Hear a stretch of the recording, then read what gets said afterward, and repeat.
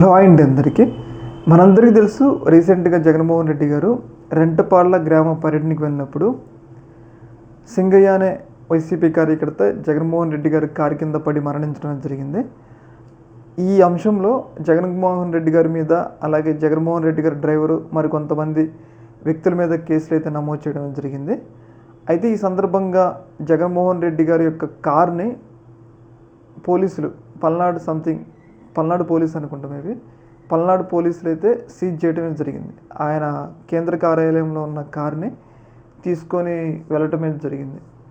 ఇక ఆ కార్ని తీసుకెళ్తున్న దృశ్యాలు వైసీపీ కేంద్ర కార్యాలయం నుంచి కార్ని అయితే తీసుకెళ్తున్నారు అనమాట. చూసారు కదా, జగన్మోహన్ రెడ్డి గారి కారు. ఇక్కడ నెంబర్ వచ్చేసి 2349 AP 2349 అనే బండి. ఇక్కడ ఫార్చునర్ కార్. అది యాక్చువల్లీ ఏంటంటే ఆ కార్ అనేది జగన్మోహన్ రెడ్డి గారు సొంత కారు. ఎందుకు సొంత కారు అంటే, జగన్మోహన్ రెడ్డి గారు ఒక మాజీ సీఎం కాబట్టి, ఒక ప్రతిపక్ష నేత కాబట్టి ఆయనకి Z+ సెక్యూరిటీ ఉండాలి. Z+ సెక్యూరిటీలో భాగంగా కాన్వాయ్ కూడా ప్రభుత్వమే జగన్మోహన్ రెడ్డి గారికి ఇవ్వాలి. అయితే జగన్మోహన్ రెడ్డి గారు ఓడిపోయిన తర్వాత ప్రభుత్వం జగన్మోహన్ రెడ్డి గారికి ఒక డొక్కు కారు, అంటే ఒక పని చేయని ఎప్పుడో పాత సఫారీ కారు కేటాయించడం జరిగింది. అది ఎక్కడికి వెళ్తున్న పనులు పెడుతుంటే జగన్మోహన్ రెడ్డి గారు ఇదంతా కాదు అని చెప్పేసి ఆయన సొంత డబ్బులతో ఒక ఫార్చునర్ కారు కొనుక్కొని దానికి బుల్లెట్ ప్రూఫింగ్ చేయించారనమాట. దాదాపు 60 లక్షలు ఖర్చు అవుతుంది. అంటే ఒక ఫార్చునర్ కారు 40 లక్షల ఆ రేంజ్లో ఉంటుంది. బుల్లెట్ ప్రూఫ్ చేయించాలంటే దానికి ఎట్లేదన్నా ఇంకొక 20-30 లక్షలు అయితే అవుతుంది అనమాట.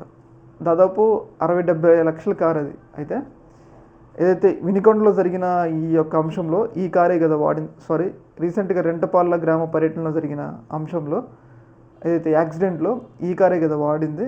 అయితే ఈ కార్ని ఇప్పుడు ఏపీ పోలీసులు అయితే సీజ్ చేయడం జరిగింది. అయితే దీని ప్రధాన ఉద్దేశం ఏంటి అంటే, జగన్మోహన్ రెడ్డి గారిని బయటికి రాకూడదు అనే ప్లాన్లో భాగంగానే ఈ కారు సీజ్ చేసినట్లయితే మనమైతే అర్థం చేసుకోవచ్చు అనమాట. ఇప్పుడు జగన్మోహన్ రెడ్డి గారు ఈ కారు కాకపోతే పక్కన వాళ్ళ కారులో రావచ్చు. కాదు, ప్రాబ్లం ఏంటంటే జగన్మోహన్ రెడ్డి గారు ఒక VVIP.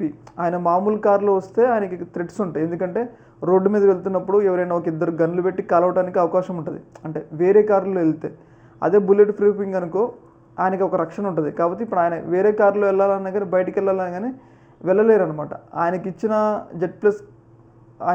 Z+ కాన్వాయ్లో భాగంగా అదొక డొక్కు కారు. అది ఎక్కడికి వెళ్ళినా కానీ పనులు పెడుతుంది. ఆయన సొంతగా కారు చేయించుకుంటే ఇప్పుడు ఆ కారును కూడా ఇప్పుడు తీసుకెళ్లారనమాట. అయితే ఇప్పుడు ఏంటి అంటే, జగన్మోహన్ రెడ్డి గారు బయటికి వెళ్ళాలంటే ఆయనకు ఒక కారు కూడా లేదు. అంటే కారు ఉంటుంది కాదు, బుల్లెట్ ప్రూఫింగ్ చేసిన కార్లు అనేది లేదనమాట. దీన్ని బట్టి ఏంటంటే ప్రభుత్వ ప్లానింగ్ ఏంటి అంటే, జగన్మోహన్ రెడ్డి గారిని బయటికి వెళ్లకుండా చేయాలి అనేది ఇక్కడ ప్లాన్ అనేది మనకైతే అర్థమవుతుంది. ఏదేమైనా కానీ జగన్మోహన్ రెడ్డి గారిని మాత్రం ఎలా వీలుంటే అలా ఇబ్బంది పెట్టేందుకైతే ప్రభుత్వం ప్రయత్నాలు చేస్తుంది. ఏ ఒక్క అంశాన్ని కూడా వాళ్ళు వదలట్లేదని చెప్పేసి మనం అర్థం చేసుకోవచ్చు అనమాట.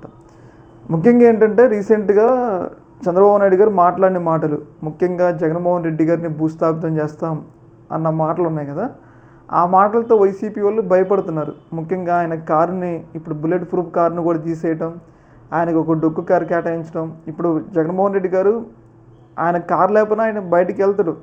కాకపోతే వైసీపీ కార్యకర్తల భయం. ఇప్పుడు ఎవరో ఒక మూల నుండి గన్నులతో కారు మీద దాడి చేస్తే పరిస్థితి ఏంది? ఇబ్బందే కదా, అది ఇబ్బంది అనమాట.